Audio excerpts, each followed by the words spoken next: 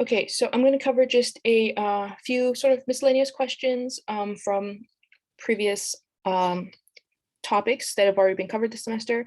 So the first one I'm going to do here is talking about the what happens when the price is not at equilibrium. So we just finished, let me make sure this is recording. Okay, yes, it is recording.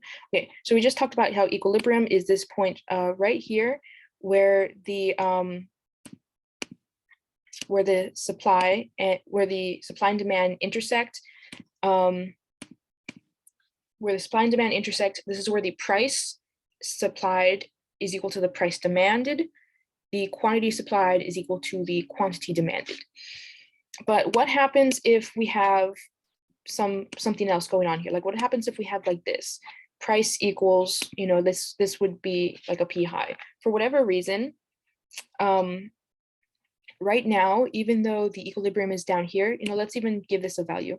Let's say that the equilibrium price is going to be $15, and this equilibrium quantity is going to be, say, 10 units. This is all theoretical. I haven't produced any equations for this.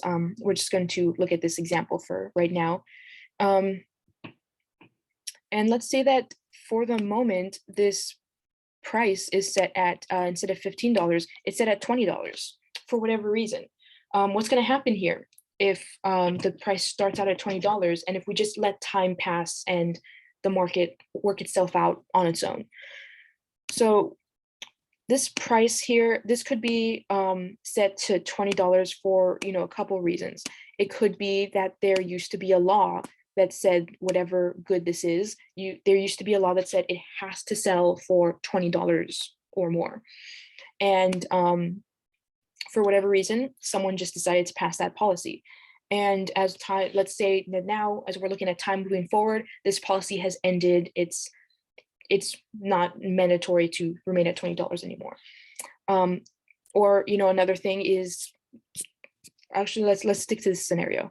Now this law has ended. It's no longer required to stay at $20 anymore. What's going to happen moving forward? Well, at this point,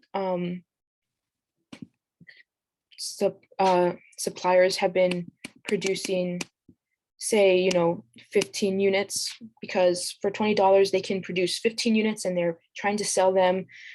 They've been trying to sell all of these 15 units that they've been producing, but the price is just too high for consumers. They don't want to buy that much. They've only been buying 7 units. So right now the price that the suppliers are selling at is $20, and they're trying to sell all of these 15 units that they have. But actually, let me change this to 7 for our scenario here. Let me redraw this in the yellow.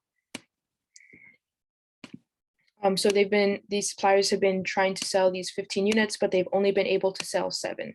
And so they just have these extra units left over. They have like these 8 units that aren't being sold left over, and they've just lost that money because they can't get it back from selling the product.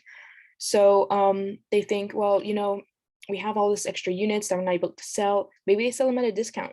Maybe, they start gradually reducing their prices. They bring it down to maybe like $17. And now at $17, they're not getting as much money, so they're not going to produce as, the costs,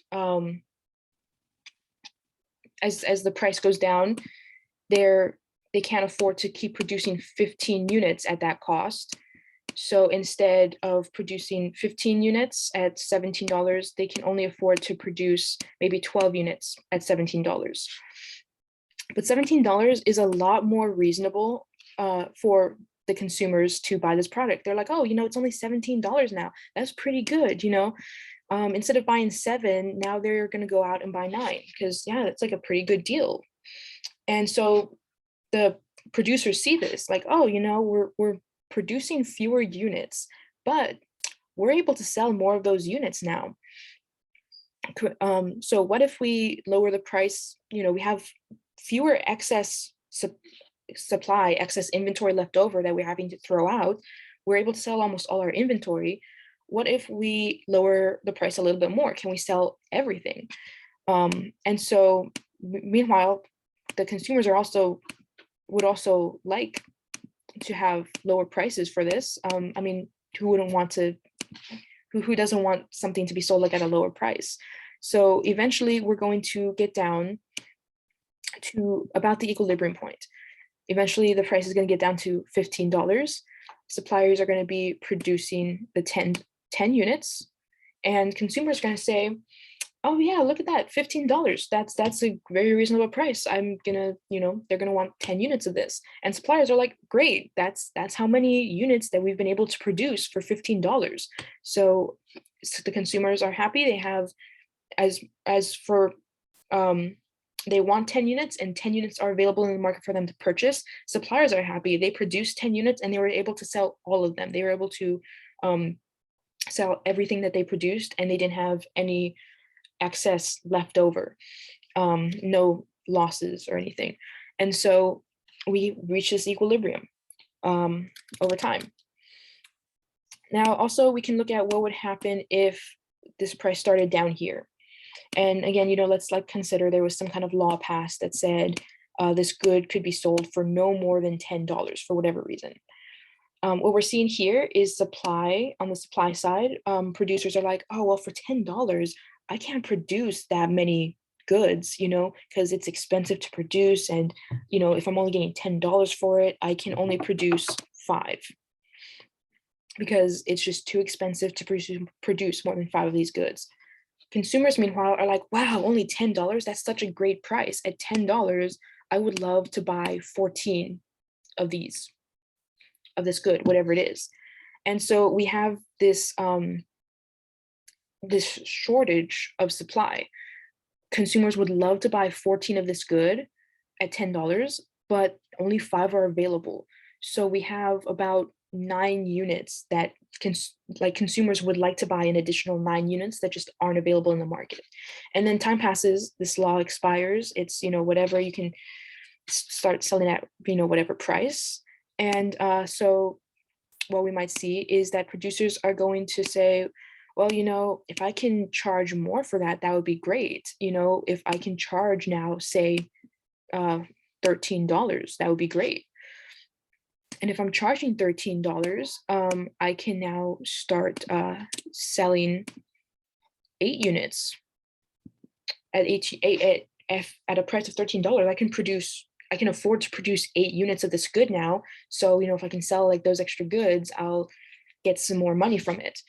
Meanwhile, on the demand side, the consumers are looking at this and saying oh, the price has gone up now. I don't really want 14 units anymore. It's kind of expensive. I still want the good, but I don't want 14 units anymore. I would buy 12 units. At $13, 12 units is a better quantity because now it's getting more expensive.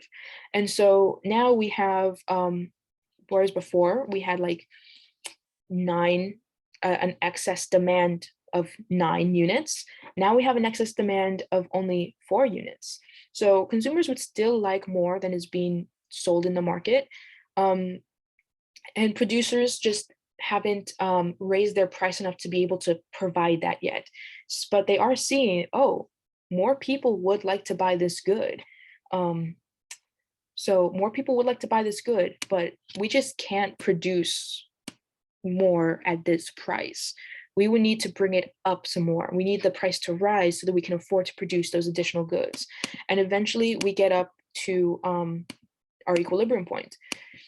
Now that we're at our equilibrium point, the suppliers can afford to produce at $15, they can produce 10 units. That's so at $15, they can afford to produce 10 units of this good. The supply or the consumers are saying, oh, $15, it's getting more expensive, but I do still want it. I just don't want 12 units anymore. So they're gonna decrease the quantity they're demanding, and we get right here to $10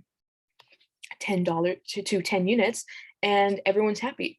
The producers are producing supplying 10 units to the market. They can afford to produce that, and so they're producing it and trying to sell those 10 units.